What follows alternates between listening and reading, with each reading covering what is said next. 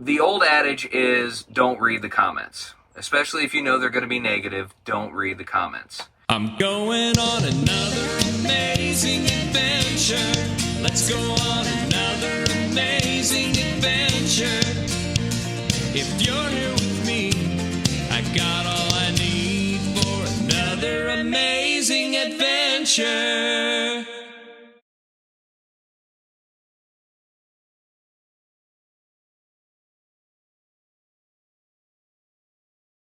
Let's talk about trolls for a minute, shall we? Trolls! Save the kids! This is a video that we have debated doing for a while, and really how to do it as well. Mainly because the old adage is don't read the comments. Especially if you know they're going to be negative, don't read the comments. Recently we did a video that has gone viral where we show one of the workers at the Forest River factory tour that we did putting together one of the cabinets. It was actually a cabinet front.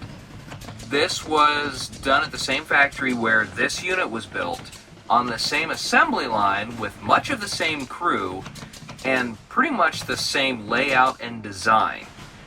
And we thought it was really impressive to see him put it together. I mean, he was just like boom, boom, boom, boom. The reason for that is the way assembly lines work is you do a batch of the same model over and over and over until you finish that run. So you get into a rhythm. You get used to doing things. The more you get into a rhythm, the faster you get. So that was the intent of the video, is to show how impressive we thought it was that they could put these together that fast. I like watching that, what is it, ASMR videos where it's just like repetitive stuff and you see people like packaging or putting something together. That's kind of what we were going with that reel. Unfortunately, some people took that in a completely different direction. We saw things like, this is why RVs are junk, this is why I'll never buy an RV, just complaining about the fact that RVs are put together a certain way. Before we go too much further into the troll aspect, we do want to address some of the comments that we feel are valid comments and give our response to some of them, because there were a lot of them, and we want to make sure that we do give the people that deserve a response. Right here is one of the comments of very many similar such comments. Some people saying that they're buying RVs and within a year they're falling apart. You need to keep in mind why RVs are constructed the way that they are. This unit is a 2021 Wolf Pup 16 BHS. You've seen it in many of our videos before. It's a smaller travel trailer, but it's still a bunkhouse. But you have to keep in mind, this is supposed to be towable by an SUV, which we use. We use a Pathfinder to tow this.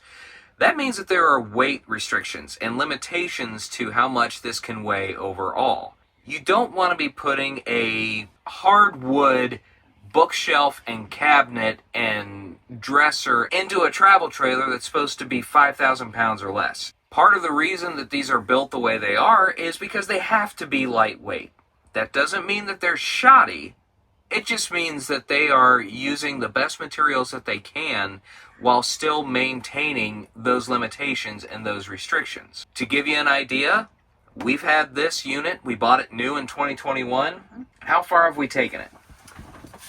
Let me look here at my mileage. This trailer here has a grand total of 19,500 miles. And that's just in the last 3 years. This spring, as this video is coming out actually, marks the 4th anniversary of us purchasing this unit. So from 2021 through 2024, it's covered almost 20,000 miles. Same unit, same tow vehicle, and the only thing we've done to keep it well maintained is exactly that. We've maintained it. We make sure that it's kept clean. We make sure that if there are any functional issues that need to be addressed, we address them right then and there. If there's some concern about whether or not we can take this to a certain place, we don't take it. We recognize there are limitations to what you can do with a travel trailer, especially one of this size. So we try to stay within those limitations as well. And the results speak for themselves. The only major work that we have ever had done on this, when we took this up to Forest River and did our factory tour, They did replace the countertop, and the reason for that is it was actually easier to replace the countertop than it was to fix a couple of places where the countertop had started to bubble.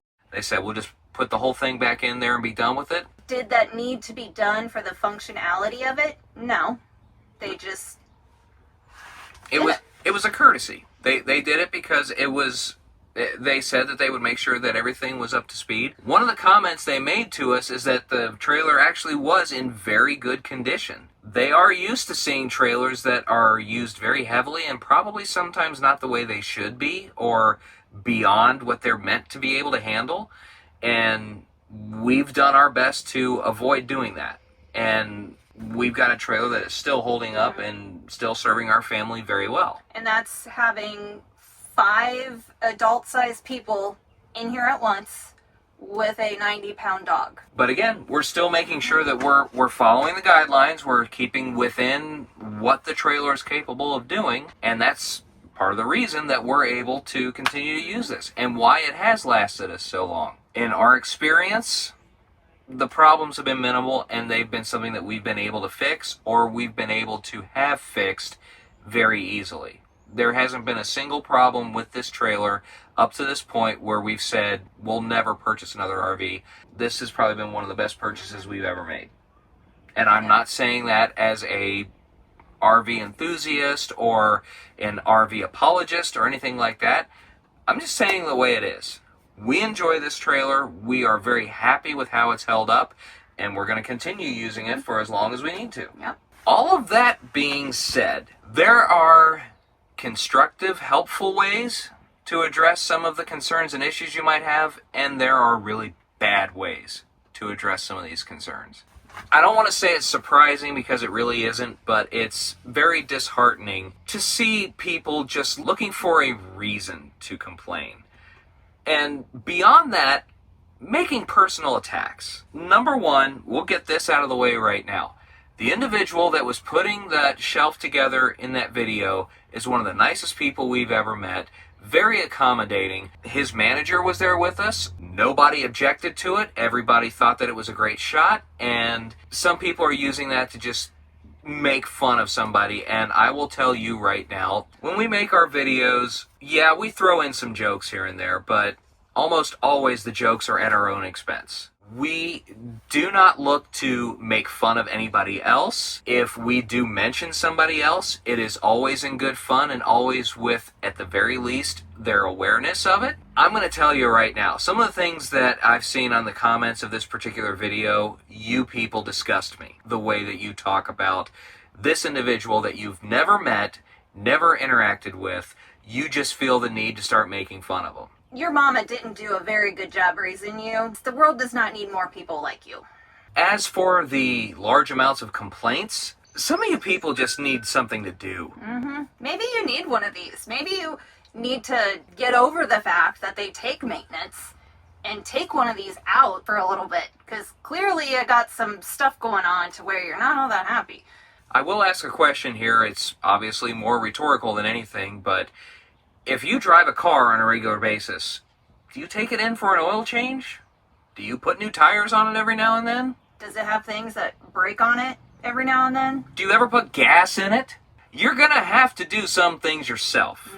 And owning an RV is no different. There are going to be some things that you're going to have to do yourself. If you do your part as an RV owner, you won't have to worry about that as much because you'll be taking care of it as soon as it needs it, rather than waiting until it's beyond repair and then complaining that you got a lemon. But you also need to use them properly. There is a safe speed to tow these, and there is an unsafe speed to tow these. Isn't that right? Oh, yeah.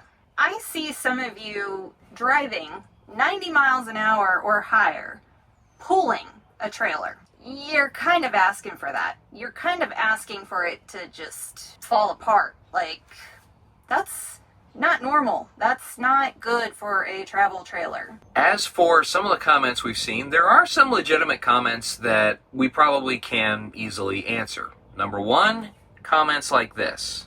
Since he was putting together pretty much the same unit that we own, we recognize right off the bat, no, that's not incorrect. The layout he's using is exactly right. As you look right here, here's the front of the cabinet. You've got everything goes across pretty well straight until you get to the stove. Where the stove is, it actually needs to be lowered about maybe an inch or so.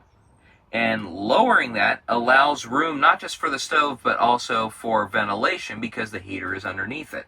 So it's not off-center. Clearly, you guys don't know what you're talking about, those of you that made this comment. And if you pay close attention, he's using what's called a jig. He's not just putting it wherever. He's putting it exactly where it needs to be. It is very carefully measured and put together. Speaking of put together, another very common complaint that we're seeing has to do with the use of staples. And there are a lot of comments about that. This goes back to the whole weight limitation issue. You can use heavy-duty nails, you can use screws, you can use wood glue. For every item that you use, you have to account for its weight. Using wood glue to seal every single seam in an RV would probably add at least a couple 100 pounds by the time you go through everything. On top of that, it does make repairs harder. If for some reason one piece of the assembly happens to come loose, pop it right back in. No big deal. If you want to make an adjustment or modify it, it's not that hard to do. In fact, we did something very similar when we put the drawers under our bed here. We had to take the panel off, and the panel was held in with some staples and a couple reinforcement boards. It was a piece of cake to remove. But again, that was just a panel to keep stuff from sliding up and under. That was not a wall, for example. Yeah, if you look at things like the wall and how these are constructed, they're going to be a little bit stronger because they have to hold up. We took this sucker across North Dakota, and if you've ever driven across North Dakota, especially in high winds and flat roads, that wind is constantly doing this. It has to hold up. And it did. Mm-hmm. It held up just fine. Yeah. We had no issues with it. It was a little dicey driving, but that's going to be the same whether it's a travel trailer, a fifth wheel, a Class A, a bus, whatever it is you're driving, that wind is going to impact you. But because it's lightweight and the way it is constructed, it held up just fine. And if something happened to pop loose, it's really easy to pop back in. Keep in mind, there's also different levels of RVs. And I personally love that because where we are in life, we want to actually be able to use our travel trailer. So we buy kind of at the entry line because we know it was more affordable for us. Do you want to still have money left over to use this thing? Or do you want to be so upside down because you bought top of the line that you can't even afford to take it out now? We know how to fix things should something happen. We also know how to take care of our stuff. So that's a big thing.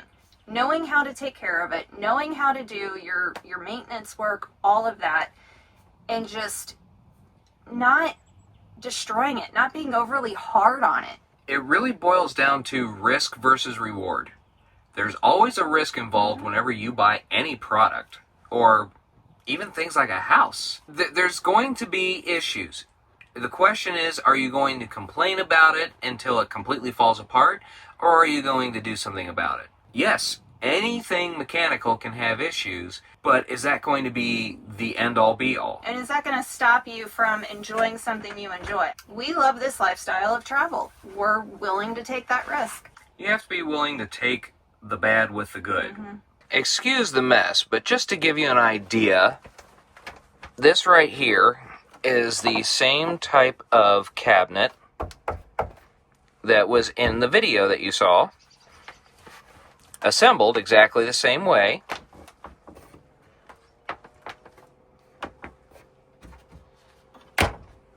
And it's holding up pretty stinking well, I think. Just to give you an idea of how well some of those staples actually hold up, this right here used to be a panel. It was exactly like this side over here. We wanted to take this panel out so we could have our DVD player here right next to our TV. It took me quite a few tries to pop this sucker out, didn't it? Like, I didn't want to necessarily get violent with it, but I did have to use a hammer to knock it out. That's how well that was holding up. Quick review. That ain't going nowhere. This right here ain't going nowhere. In fact, it's holding the arm that we put in to hold it up. These holding up nice and strong. If for some reason something goes wrong, pop a new piece in there and you're ready to roll. It ain't going nowhere. Nope. So, to all of you trolls out there,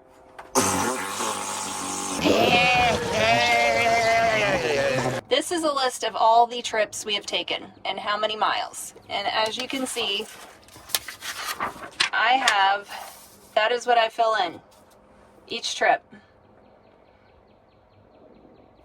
And this was from our pop-up. So I keep very detailed records on what we have put on our trailers. If it was such a shoddy put together, would this have made it to Glacier and Yellowstone and back from Ohio, Colorado and back, multiple Florida trips and back, Michigan, all around Michigan, Blue Ridge Parkway, not including all of our local stuff. So, yeah. 19,500 miles. and counting. And counting, yep.